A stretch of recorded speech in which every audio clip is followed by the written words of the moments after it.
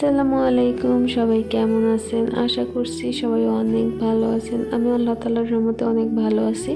সকাল সকাল রেডি হয়ে পরীক্ষা দিতে যাচ্ছি। আর এইখানে কলম পেন্সিল যা যা লাগে সব কিছু আমি গুছাই নিচ্ছিলাম ব্যাগে। এই তো আমি ঝটপট রেডি হয়ে চলে যাচ্ছি, আমার বোন ওই দিক থেকে আসবে। আমরা কিন্তু সবাই একসাথে বের হই, মানে যখন বের হই আর কি সবাইকে ফোন দিয়ে বের হই যে আমরা যাচ্ছি। এই তো ডিপার্টমেন্টের সামনে আমি বসে আছি আর আমি একটু একটু করে ভিডিও করে নিচ্ছিলাম। ভিডিও করতে আমার অনেক ভালো লাগে। আর সবাই পড়াশোনা করতেছিল, এক এক করে সবাই আসতেছিল, আমার তো অনেক ভালো লাগতেছে। এই তো নাইম এখানে পড়াশোনা নিয়ে ব্যস্ত, আমার বন্ধু বান্ধবীরা কিন্তু সবাই অনেক পড়াশোনা করে। এই তো ফারজানা এখানে দাঁড়ায় দাঁড়ায় কি যেন ভাবতেছে, আর নাইম হাসতেছে আমাদেরকে দেখে।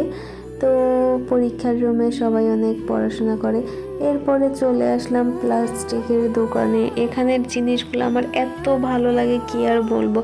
আমার বোনের নতুন সংসার, সে টুকটাক সব কিছুই কেনাকাটা করতেছে, তার সাথে আজকে আমরাও চলে আসি। প্লাস্টিকের জিনিসগুলো বরাবরই আমার অনেক ভালো লাগে। এখান থেকে আমি পুডিংয়ের জন্য কিছু কেনাকাটা করব।